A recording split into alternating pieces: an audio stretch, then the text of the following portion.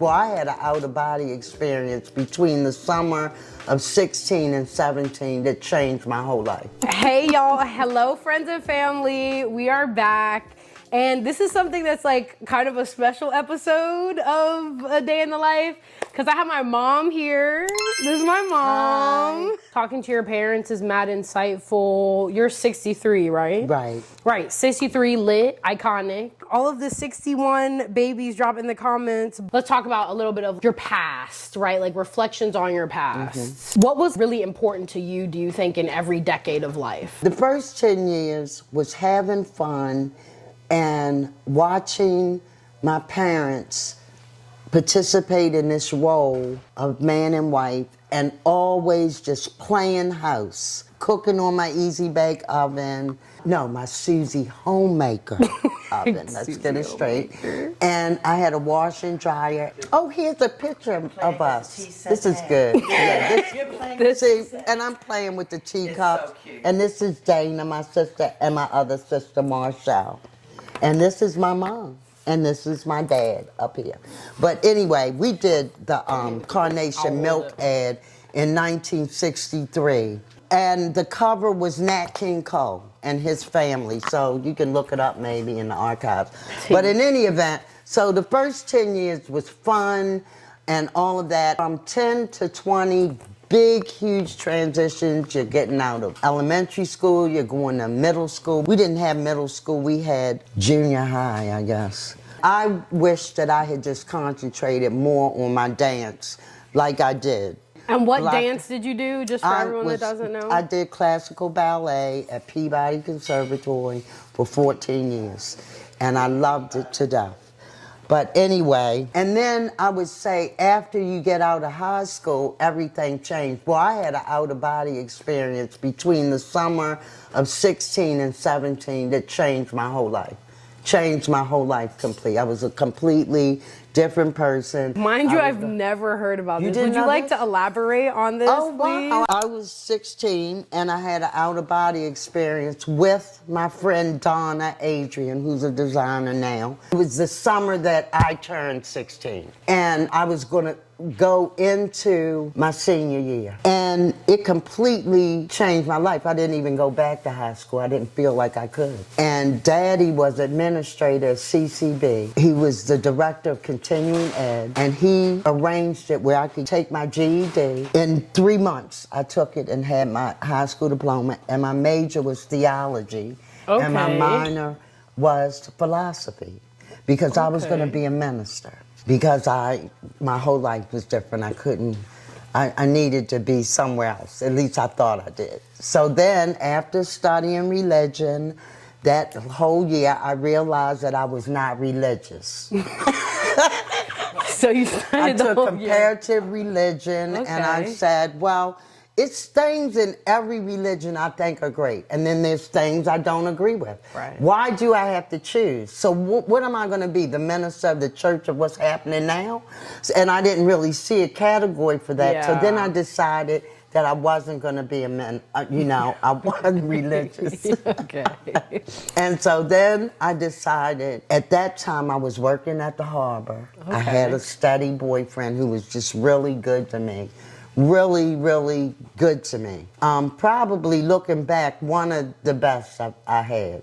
We were 7 years apart. He was, and he was an old soul, so it was more like he was 15 years older than me. Mm-hmm. And so I just outgrew him, and it really was sad and whatever. I mean, and when I look back, we would have never made it, I don't think. And everything that happened is what was supposed to happen. Right. At that time. So then I worked at the harbor. I loved it. I just dressed my butt off. I just had Narragansett and Papagallos and Capiglios. We're gonna need to pull some of the pictures of your outfits. I like modeled, and I was just all into clothes. Like, what age do you really feel like you came into what you felt like was your own? 50. 50? Yes. That's why when I hear people talk about body count, when I hear people talking about how washed up women over 40 are, when I hear people talking about if you're 50 looking for a relationship, you're never going to find it because all the older men want younger women, fine, I could care less. I'm 63. If I walk out the door, somebody talks to me. So, what do you think about the idea of body counts? I'm What so are your glad you said that. opinions This on is my it? opinion of body count. Okay, first of all, when we were growing up, that was never said. Nobody was walking around saying, I wonder what her body count is. Okay, I think it's really a new age, like this group of this generation, this is their thing. And it's brought up by men who are insecure. Right, it's the and patriarchy. if you are worried about my body count, why aren't we focusing on your body count? And Because you think that you have a pass because you're a man. Because I don't want somebody to spin all around. I don't think. But then again, there are good things and bad things to that. And this is what I'm going to say in conclusion. The men that are online or the men that are talking about women's body count, okay, if you marry a virgin, is she really going to be able to satisfy you for the rest of your life? No, because you're planning on cheating on her later. And you think you have a pass because you want a good girl with a low body count. So she won't know how bad in bed you are. Because that's the real key. You don't know what you're doing. And if you get with someone that knows, then she'll know that you're no good. What is one like societal expectation in that realm that you think women deserve to challenge today? I realized that I wasted years and years and years of my life trying to be in relationship with someone other than me. Yep. And the bottom line is, it's only you. Yep. You're the one that's going to wake up every single day with yourself. So get used to it. Learn to embrace that. Nowadays, women are looking for older men so they can have their money. And older men are looking for younger women so they can like be seen and they can have 3 and 4 lives. They can be with you, you have kids and you can't have kids anymore. So they get with someone else and they have kids, and then when they are washed up, they can just get younger and younger women. But I have to wonder, intellectually, is that enough for you?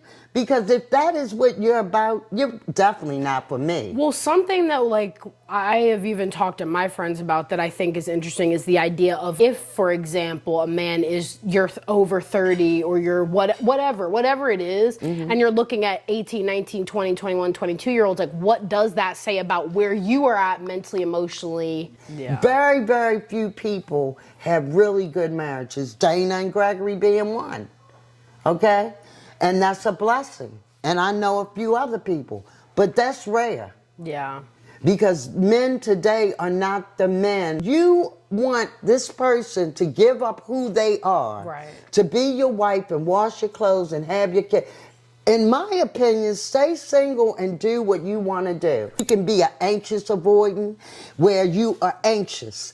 And all because of past trauma that you've been through. So you think, okay, it's going to be the same thing. And the minute you see a pattern, that's a red flag and he's cheating. But I also believe a woman in her gut knows. Your instinct is right on point for everything in your life. If you get a hunch, follow it. Don't let anybody talk you out of it. Never talk anybody else out of their hunch. How do you feel like dating has changed since you were younger? The internet, which is completely like too much. I don't want to be on there. It's too much. It's too many opinions. I feel like the internet is really kind of the main difference in kind of dating It's a today. big difference though, and it's a handicap. Yeah. What I get out of it, people are all day hooked on, they can't put their phone down. Like even me, I dopamine can rush. get that way. On the other hand, I have to have YouTube. I'm addicted to Google and YouTube. Shout out to because YouTube. I learn information. I learn Thomas Tort, the Edinburgh lectures on mental science. Alan Watts. I'm getting information. I'm at Oxford University sitting in on a class that I would never be able to take because of distance, because of age, and because of money. Right. I'm at Cambridge looking at an actual lecture from Einstein. And everyone should read this book, The Game of Life and How to Play It, by Florence Scovel Shinn. It was written in the 1840s. It is an amazing book. It will help you loads. And whatever you want, you can create it. How has being single like been a superpower for you? I learned to be able to make myself happy and what happiness really was and what love really is. Yeah. Love is endurance. Yeah, It's the for 10 sure. years you stayed. It's the struggles you went through. It's not the fall in love, oh my God. And I'm not saying that some people don't have that. Yeah. Some people, they say they fall in love at first sight. Realize that I have to make myself happy and I do things that I enjoy doing, and I'm not down on relationships. I'm open to meeting someone. But they would really have to just go right in with the flow. Right. Because I don't want any drama. I want peace. I don't even want to discuss anything. So maybe I can't be in a relationship. But I have my art and I love to cook, and those are my passions. And I hope that you have something to do so you're not always focused on me. Right. And if you're calling someone 5 and 6 times a day, you need to get some type of craft or something that you like to do. That's not good. That's not cool. And I'm not trying to tell anybody what to do. Some people meet up and they like that all day. But it shows me that you're not busy enough. Yeah, like why do you not have anything why do to you do? have all this time to Yeah. answer this person? And then why does that person need that? Yeah. If you were to give me a piece of advice going into my 30s in general, what would that be? Do what you want. Do not be in a relationship. Date multiple people and make them decide what they're gonna do. And it's just as simple. Don't let the right hand know what the left hand's doing. Don't be so vocal. Don't tell about yourself. Let them tell about themselves. It's a reciprocal thing, give and take. You see what they're giving, but set boundaries for yourself and try to stick to them. I say try because people are very quick to say, just do this, just do that. It's not that simple. Emotions are involved. Try to control your emotions. If something looks too good to be true, it is. It is. Like your father. I thought that was too good to be true. He fooled me on every account. I would have never guessed. Never. I would have never guessed that I would have a baby by a person that would completely abandon me. Completely. And thank God I could back up the rationale by seeing the behavior to the point where I was like, I'm glad that's not in my life. it's because I better. would have fainted 10 years down the road, and then you crazy, you know. But anyway, people are what they are, and I'm not saying anything bad. I have no ill will against him. I wish him the best. But I will never respect a man that totally walks away from their child. Never. I just won't. Because I broke up the engagement before I knew I was pregnant. He did a behavior, it was the final one. It was like 5 or 6 behaviors. I'm not gonna get into it. Yeah. But the last one was just a narcissist dream one. He came to the house, he had a bouquet of flowers this big, balloons, and a 4-page letter that was so eloquent that it was amazing. I still have it, I'm gonna let you read it. And I said, and it said something like, you're the best thing since sliced bread. I mean, he was eloquent. He was all of that. He was too good to be true. He dotted all the I's and crossed all the T's. But there was behavior, red flags. I'm 30. Yeah. I'm 32. I'm dumb, because I was.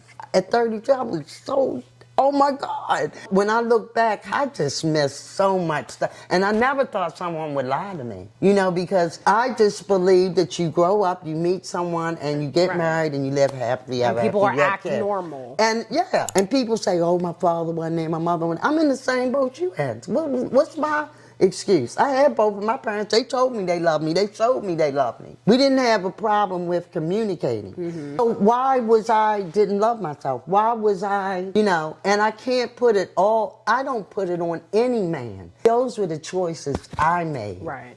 It's not them. Right. But you got to step back and say, not do I want them, am I good enough for them? Are they good enough for me? Right. Is it going to be an equal Yeah. partnership? Are they good enough for me? Do I know them? And this is the main thing I want you to walk away. Anything moving fast is a red flag.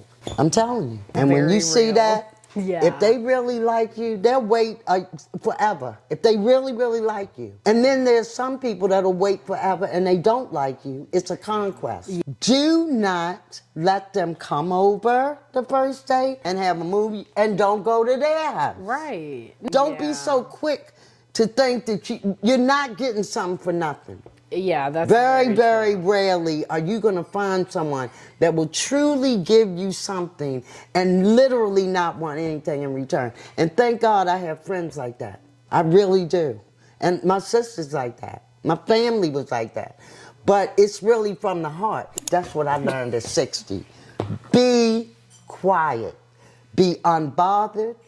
What another person chooses to do has nothing to do with your happiness. Right. They will never make you happy. If you think you're going to get married or be in a relationship and they're going to make you happy, guess what? Just get ready for the downfall because they cannot. And guess what? You can't make them happy either. And so I say, do what you want to. You want to hook a rug, if you want to crochet, if you are too focused on that other person, it's going to die.